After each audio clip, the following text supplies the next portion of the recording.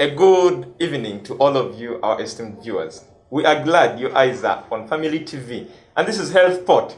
This program is brought to you by Makerere University School of Public Health. Together with Family TV, Edrine, Osteen, Mukalazi is my name. And as we all know, or we informed you earlier, that every first week of August is a breastfeeding week. Yeah, and we promised you that Makerere University School of Public Health, together with Family TV, dedicated this entire month of August to tell you more about breastfeeding. Here we are, even today. And Edrine, Osteen, Mukalazi is my name. I am with John and Rachel from IBFAN. IBFAN is International Baby Food and Action Network. Sorry, International Baby Food Action Network, IBFAN. Yeah, that is where they've come from. And they're going to tell us more about this week, the breastfeeding week, and why should we even commemorate it. Yeah, you're most welcome. Thank you so much. Join, kindly greet our esteemed viewers, and then Rachel will come later. Though evening. The order is ladies first, but today let's begin with that gentleman. Okay, good evening, our viewers. John Musisi are my names. I work with IBFAN Uganda, supporting program implementation. Wow. Yeah. Rachel? Good evening, our viewers. I am called Rachel Alweny. I'm also the program officer at IBFAN Uganda. We are delighted to have you today. Now we want you to give us a short background about this breastfeeding week. Why is this breastfeeding week celebrated or commemorated? Okay, thank you so much. Breastfeeding week is celebrated every August, especially within the first week. In Uganda, we've always extended it beyond the first week to cover the entire month. But ideally, it's a week where we focus our efforts as a country on protecting, promoting, and supporting breastfeeding in the various fora and levels. So for this year's World Breastfeeding Week, it's the theme, which is looking at protecting breastfeeding, a shared responsibility. You know very well that we have been in challenging times. Yeah. People have been on lockdown. Services have been hindered. There have been a lot of breakdowns in the different systems, and one of the key areas is maternal and child health, especially looking at the children, the good start that we want to give them. And that is the key objective of this program. Yes, so it's looking at getting everyone involved in trying to come up with solutions. Everyone playing a role in taking part in actions to improve, to support a mother, to support this child have a good start. So that is the key issue that we are focusing on breastfeeding, especially where we are not in the normal circumstances. Yeah, okay. Yes, please. Well, I understand this year's theme is protect breastfeeding, a shared responsibility, as you've said. Yeah. Now, Rachel, I would ask you, why protect breastfeeding? Why protect breastfeeding and not any other thing? Well, thank you very much.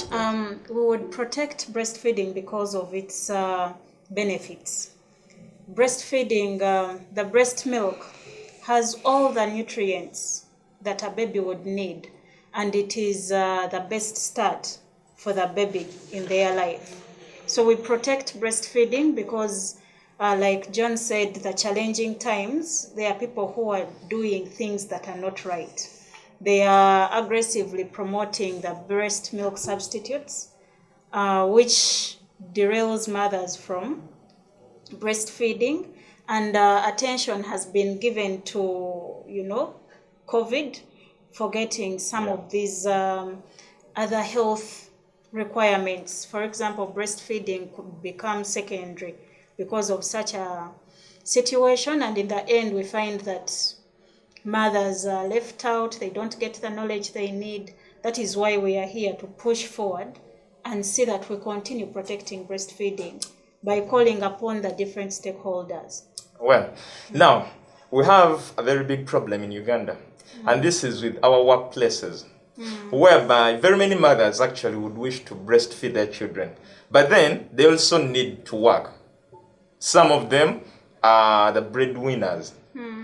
They need to work, yet they need to breastfeed, and you realize sometimes circumstances don't really permit them do effective breastfeeding, and this is in line with the environment, the breastfeeding environment. Now, Rachel, I think I'll start with you, and you tell us about what a breastfeeding friendly environment is. Thank you. A breastfeeding friendly environment would be an environment that protects mothers or protects all women from economic losses, from discrimination, gender discrimination, and it would also protect them from health risks that are related to maternity. And the other thing I could say about a friendly environment at a workplace, a breastfeeding friendly environment, would be we follow what we call the Maternity Protection Convention that was put in place by the International Labour Organization. And it has requirements that should be, followed. For example, maternity leave. We should have maternity leave. That is an example of a friendly environment for breastfeeding. Is its time specified, or Yes, any organization can offer whichever time they want? No, it is specified. But for them, they are talking about each organization should have maternity leave, actually parental leave, for both the man and the woman. Oh. Yes. For the woman, it is 60 working days in Uganda. That's approximately 2 months. 3 months. In 60 Uganda. is 2. 60 working days when you break them down. Yeah. Then for the man, 4 days. Hey, that is unfair for the men. So apart from maternity leave, we also have maternal child health care, where workplaces should give, health insurance to their employees. And then we also have employment protection and non-discrimination. And you talk about employment protection. Is it that when this mother is off for maternal leave, she's rest assured that her job is safe? There is that, and there is also making sure that she's not sent away, even just by saying I am pregnant. There are people who will tell you, you know what, we can no longer handle you. So her job should be protected. And then there is breastfeeding arrangements at work. It should be okay for a mother to come to her place of work and be able to breastfeed. So the arrangements should be that the workplace should organize a breastfeeding area where a mother can come either with their child or can express breast milk from that area and, pack it for the child and store it safely. Then we'd also talk about health protection at work. If I come to work and I'm pregnant, then the bosses should be able to say, you know what, let us not risk this person's life. For example, if I work in a flower plantation and we have to keep fumigating, then the bosses could say, let's pull her back and let her sit by the desk so that we don't affect the baby. So those are the 5 areas that the Maternity Protection Convention looks at in protecting mothers and creating a breastfeeding yes. environment. John, what is the current situation in Uganda? I think for Uganda currently what we have is what Rachel has talked about. We already have a law in place. We have the Employment Act, where we draw from the maternity leave she has talked about, the 60 working days. Although it's still lower than the ILO provided. Is there any mechanism that really supervises this law? That is where the gaps are. For as of now, we don't have any regulations, the enforcement, and all the rest. And because even as a country, we haven't yet ratified the convention she's talking about. So as of now, it's more or less goodwill, or some companies are just taking it because maybe from where they draw from their international companies, and they have policies that guide them. But otherwise, it's a big challenge for mothers as of now in Uganda, because the law is provided, but even the sector is fluid. We have the informal sector. There's a big gap there. You know, people work up to long hours, the areas they are working in, the environment might not be conducive. So the situation is bleak. The law is there, but the enforcement, the implementation is still lacking somehow. And I think it is a few companies that give fathers that leave that Rachel talked about. And some people might be hearing it for the first time. Yes. And they didn't know that this is their right to have this leave. And in fact, you know, even the men themselves, I don't think they might know about it, but it's there, it's provided for in the law. So you can have your 4 days off when your wife gives birth, so that you can support, because you're required, you needed to be part of that start of a child's life. So that is how it is. And with workplaces, I think she has talked about it. Is there anywhere that someone can report if maybe they are denied this chance? For example, a mother gives birth and they are expected at work after 3 weeks or 2 weeks or maybe a month. Is there anywhere they can report and they have this security for their jobs? I think it also comes down to your contract, how the things you negotiated for in your contract. You know, many times when it comes to those contracts and issues, people don't focus a lot on those nitty-gritty. So if it wasn't part of the contract, it wasn't provided for, it becomes a bit difficult. And many people out there are working without contracts. They just work. Take, for instance, maids in the homes. Do they have contracts? No. So they'll just keep working. Your livelihood depends on the job and the work. So you find someone, even a mother, she says, I can't stay home, I have to go back. But obviously with the department in the Ministry of Gender, Labour and Social Development, you can go and have a redress, even within the courts of law, because it's provided for in the law. Okay. But if in some instances it's not favorable upon the contract that you signed, then those are where the gaps are. Well, we are going shortly for a commercial break, and then we are going to come back, continue with today's topic. Thank you.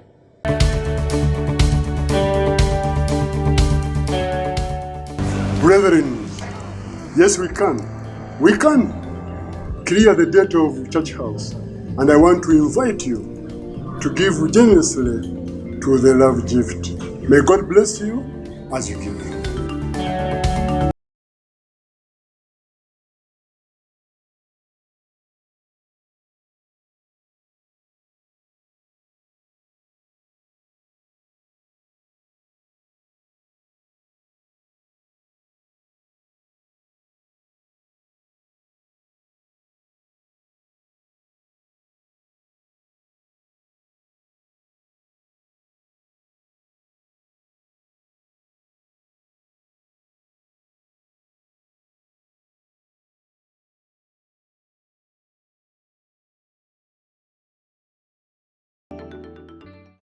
As you think about the Lord just taking over your case and you are no longer in the midst of it, and he says, fear not. Demons from the mountains, scream and leave. In the name of Demons the Lord. from the graves, scream and leave in the name of Jesus.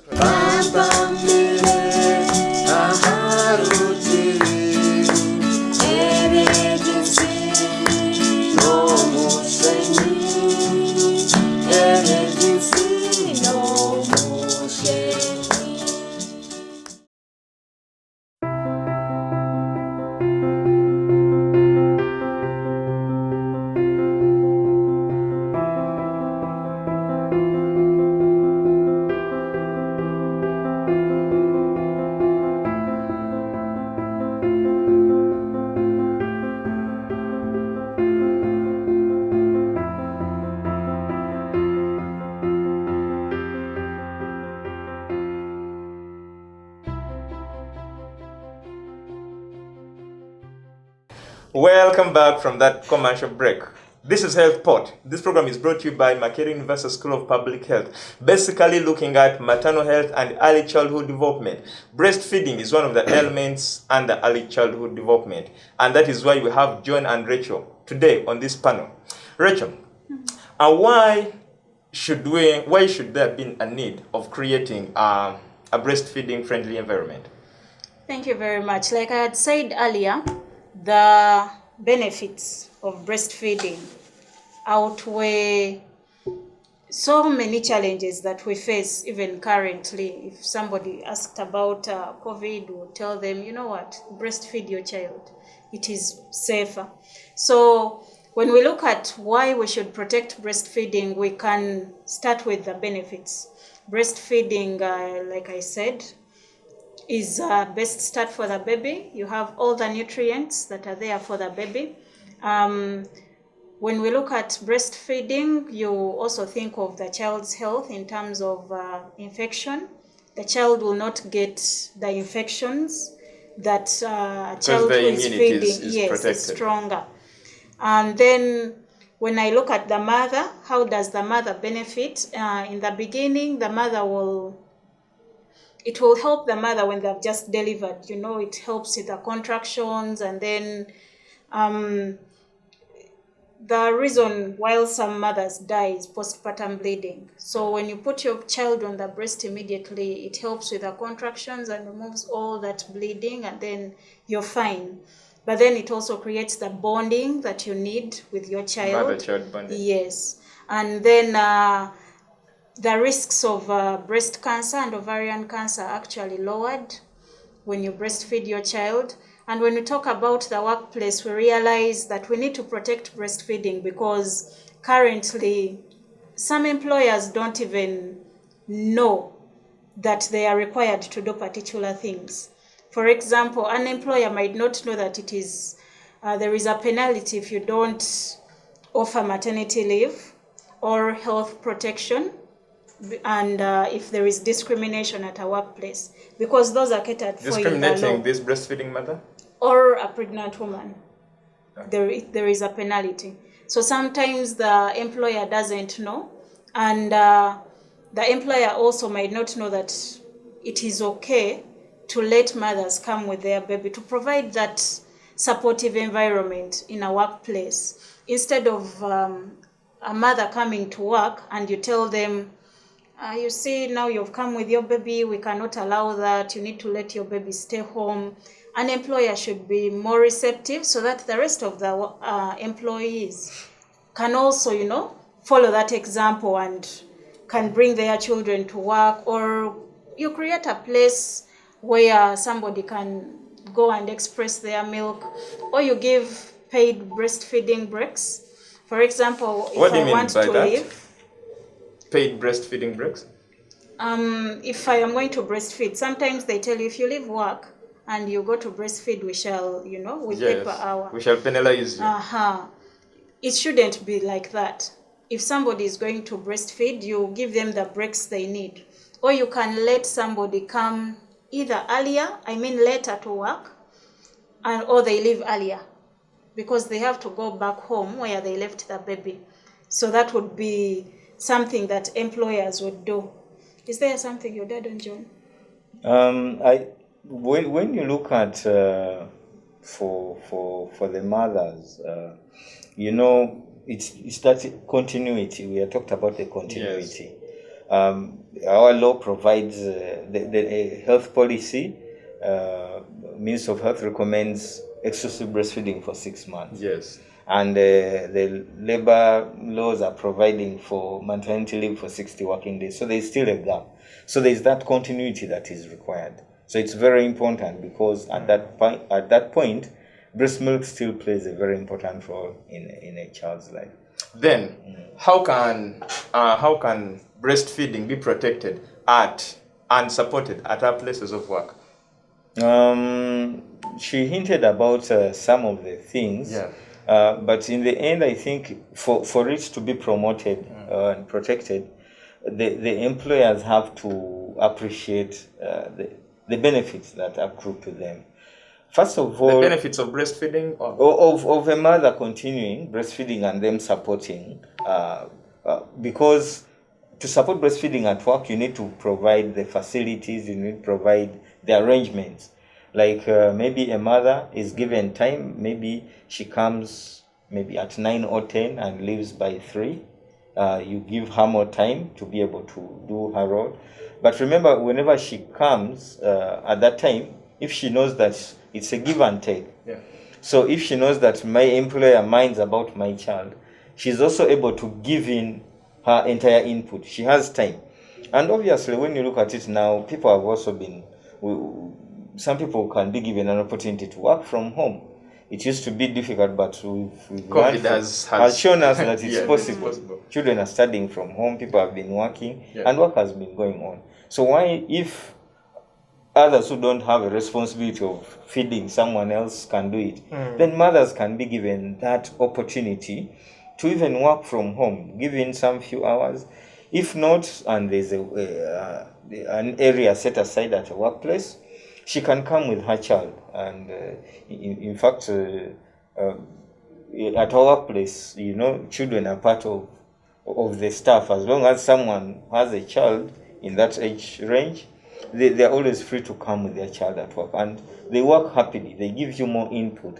So it's very important that employers provide such arrangements for these mothers, either by a nursery or a place where they can bring their children, or the breaks where they can go, and also providing facilities where mother can express her milk to keep the supply, because she's away for quite a long period, so she can keep expressing her milk. Provide those a secure and safe environment where she can do that, and that's a way employers can participate. And for a woman, some people are not employing women because yes, because of that fear. Because of that you'll fear. conceive, you'll be pregnant, you'll be away for some time because of maternity leave. And now they say we are not. But it's possible. We've seen women who've done it and they've been able to do both roles, because it's a God-given role that she is a mother and she is a worker.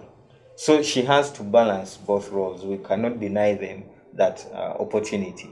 And for corporate social responsibility, your company gets a good image, People want to do corporate social responsibility when it comes to COVID. People are giving food. Yes. But again, they are denying mothers. That is hypocrisy, I would call it. It's also a good social responsibility if you're giving this mother that opportunity for this child to grow well.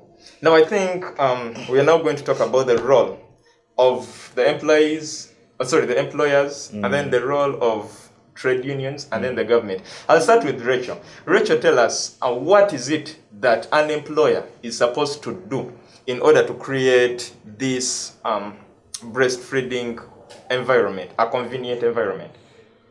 Thank you. The employer, like I talked about the areas that, would make a breastfeeding place baby friendly. Yeah. The employer would make sure that the employees get parental leave. Parental leave, you make sure that according to the law at the moment, meanwhile, Ministry of Gender is not sleeping. It is actually working towards seeing that there is a regulation that caters for even the breastfeeding arrangements. If I work for Family TV and my wife is working in IBFAN, and then she's given this leave, can I also come to my boss and request for this leave? Yes. You can write a formal letter informing your boss, Okay. about that, and then it's in your right to get your 4 days of paternal leave. Okay. And then apart from leave, we also look at the maternal and health care. Workplaces should really invest in health insurance. It could be a discussion between the employer and the employees on the percentage of how much each one puts, but there should be at least a health, insurance for the employees, because in the end, you're sure your staff is not going to go anywhere. Yeah. Yes. And then the other thing they could do is employment protection. You make sure the mother or the pregnant woman is assured that her job is there and she will not go away. And when she comes back after delivery, she will still have her job and her position. There is saying your job is there, but you give me a lower rank and you reduce my money. No, my position is there. I will still get the If same you're a general amount of manager, money. you're a general manager, Yes. even when you go for leave, even when you're pregnant. So then, of course, like I said, non-discrimination, I'm still catered for as a woman and I can still do my job. Then we look at health protection. The employers have a role in ensuring that the health of the employees is protected, especially the women when they are pregnant. You take care that they don't go here or you don't put them at risk. And then finally, the